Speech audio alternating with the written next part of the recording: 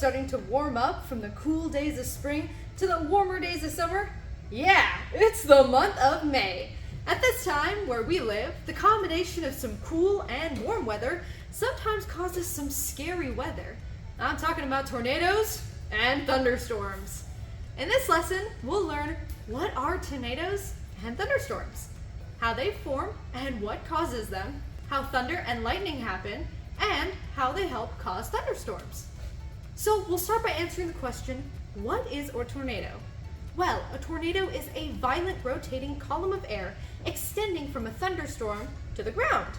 They can destroy large buildings, uproot trees, and hurl vehicles hundreds of yards.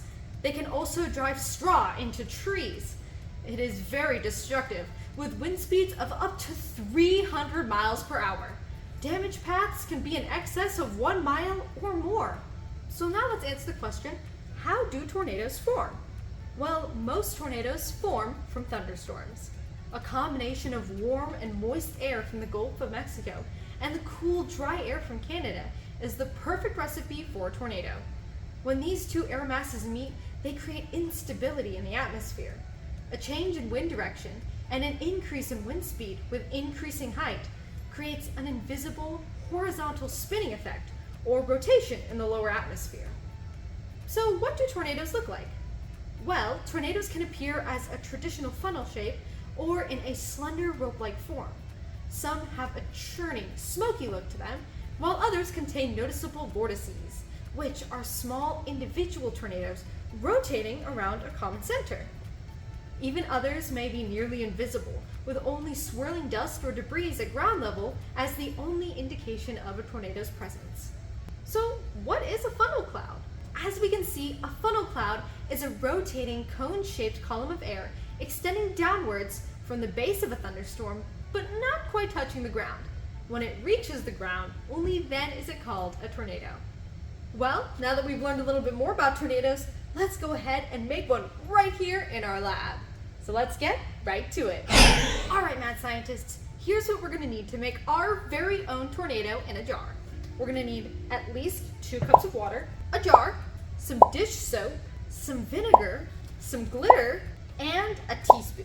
So first, we're gonna start by filling our jar to about here. We wanna make sure to leave about 1 inch of space at the top. So next, we're gonna add about 1 teaspoon of dish soap. Okay. Now, we're gonna go ahead and close it and swirl our jar around so we can see the tornado. Check that out. Oh, careful. Whoa, that looks awesome. So, to help us see our tornado a little bit better, we're just going to go ahead and pour in some glitter for some debris. Put our lid on real firm and check that out. We can see our tornado a little bit better because the debris help us see it. Its shape, kind of like the dust and other debris that are collected during a real tornado. So mad scientists, at home, you can make your very own tornado in a jar. You can add different colors of glitter or maybe small little light pieces of something, kind of like these foam cubes over here, to add a little bit more debris to your tornado. So what's the science behind this? Well, by spinning the water in the jar, it creates a vortex just like a tornado. As the water spins, centripetal force causes the water to spin around and make a vortex, or what we might consider a mini tornado. Kind of like what's going on over here with this water. So, we still have more, so let's move right along. So mad scientists, earlier I mentioned that tornadoes usually follow thunderstorms. Let's learn more about thunderstorms. So what is a thunderstorm and what causes it? Well, a thunderstorm is a storm with lightning and thunder. It's produced by a cumulonimbus cloud, usually producing gusty winds, heavy rain, and sometimes hail. The basic ingredients used to make a thunderstorm are moisture, which means water vapor, unstable air, and lift. You need moisture to form the clouds. You need the unstable air that is relatively warm and can rise rapidly. And yes, despite their small size, all thunderstorms are dangerous. Every thunderstorm produces lightning, which kills more people a year than tornadoes. So what exactly is lightning? Well, have you ever rubbed your feet across the carpet and then touched a metal door handle? If so, you know that you can get shocked. Lightning works the same way. Lightning is a bright flash of electricity produced by a thunderstorm. All thunderstorms produce lightning and are very dangerous. If you hear the sound of thunder, then you are in danger from lightning. Lightning kills and injures more people every year than hurricanes or tornadoes. Lightning is an electric current. Within a thundercloud way up in the sky, many small bits of frozen raindrops bump into each other as they move around the air. All of these collisions create an electric charge. The charge coming up from all of these points eventually connects with a charge reaching down from the clouds, and zap! Lightning strikes. So now that we know a little bit more about lightning, let's do an activity where we can create lightning right indoors. So let's get right to it. Alright, mad scientists, here's what we're going to need to make lightning in our very own homes. We're going to need an aluminum pie tin, a piece of styrofoam, a pencil with a new eraser, a thumbtack, and a piece of wool.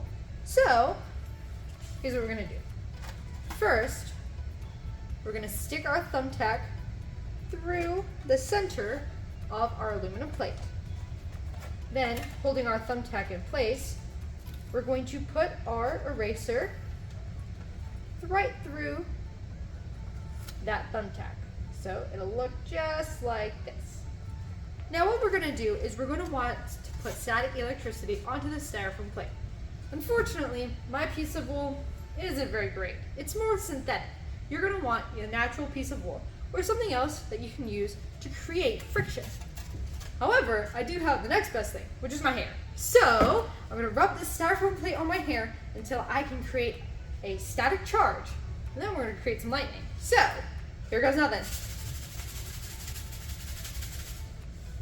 All right, I'm going to place our plate on the table, picking up our aluminum tin with our pencil. I'm going to put it right on top, and then I'm going to touch the aluminum pan. Oh, that's right, I felt a static shock. Let's do that one more time. Put it on top, and a static shock. Now, mad scientists, if you can build up a big charge, and if you turn the lights on, and look really, really closely in between your finger and the aluminum tin, you'll be able to see the electricity jump from the tin to your finger. It'll be a really small lightning bolt, but it's really cool when you see it. So, try out different things to build a strong charge in your styrofoam plate, not touching the aluminum pan, but using the pencil.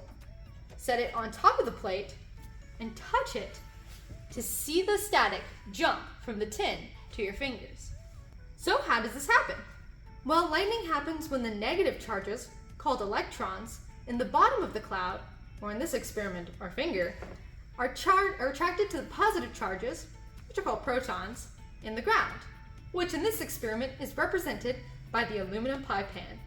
This results in a spark that looks like a mini lightning bolt. That was awesome, mad scientists. But we still have a couple more things to learn about thunderstorms and tornadoes, so let's keep moving. So what causes thunder? Well, thunder is caused by lightning. When a lightning bolt travels from the cloud to the ground, it actually opens up a little hole in the air called a channel. The air collapses back in and creates a sound wave that we hear as thunder. The reason we see lightning before we hear thunder is because light travels faster than sound. Actually, that got me thinking. We can do a thunder demonstration right here in the lab. So, let's do it. All we need is one brown paper bag. So here's what we're gonna do. We're gonna open up our bag. We're gonna blow into the bag and then shut it really quick, like this. Just like that. We're gonna twist it, and then we're gonna hit the bag really hard. So, just like so. Check that out. So, as you can see, Not only did we hear a really loud pop, but our paper bag burst. Why did that happen? Well, hitting the bag caused the air inside the bag to compress so quickly that the pressure breaks the bag, resulting in a hole like this. The air rushes out and pushes the air outside and away from the bag. The air continues to move forward in a wave. And when the moving air reaches your ear, you hear a sound. Thunder is produced in a similar way. As lightning strikes, energy is given off that heat in the air through which it passes. It's the heated air that quickly expands, producing energetic waves of air, resulting in the sound that we call thunder. Pretty cool, but we're not done just yet. Now, we're going to talk about the clouds that make this all happen. So apart from lightning and thunderstorms, usually there are early signs during the day of bad weather. Clouds called cumulonimbus clouds form. Cumulonimbus clouds are large, tall clouds that are dark on the bottom and usually produce rain and thunderstorms. Let's go ahead and make our very own cumulonimbus cloud right here in the lab. Here's what we're going to need. We need a little bit of water, some liquid glue, a styrofoam plate, some cotton balls, a piece of black cardstock, some black and brown paint, and a paintbrush. So here's what we're going to do. Unravel our cotton balls just like so. So we have our tall cumulonimbus. Now all we need to do is glue it onto the paper. Just like so. So now we have our cumulonimbus cloud, but it still needs some color. So we're going to mix a little bit of black and a little bit of brown paint together on a styrofoam plate, as well as a little bit of water to dilute it, like so, to create the color we need for our cumulonimbus clouds. And take a little bit of that and dab it on our clouds to create a dark, ominous color that we use for our cumulonimbus clouds.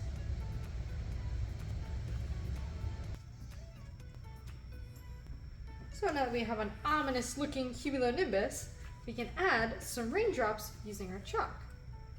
Just like so.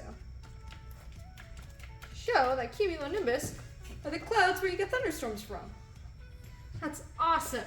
So, cumulonimbus clouds are large, tall clouds that are usually dark on the bottom, and they produce rain and thunderstorms. In fact, sometimes they're called thunderstorm clouds. Cumulonimbus clouds also form during hurricanes and can become tornadoes. They signal bad weather. So check that out. We made our very own cumulonimbus, and we've got some rain going on. I'd say that's a pretty piece, and a great way to demonstrate what a cumulonimbus looks like. Awesome. So mad scientists, we learned tons of things about thunderstorms, tornadoes, lightning, thunder, and the cumulonimbus clouds that form these thunderstorms. So today we learned that a tornado is a violent rotating column of air extending from a thunderstorm to the ground. We learned that it's very destructive, and that a thunderstorm is a storm with both lightning and thunder. The formation of a cumulonimbus cloud producing gusty winds, heavy rain, and sometimes hail all contribute to the formation of a thunderstorm. So mad scientist, it was so much fun getting to learn here in the lab with you today, and I hope to see you back here in the lab very soon. Until then, stay curious.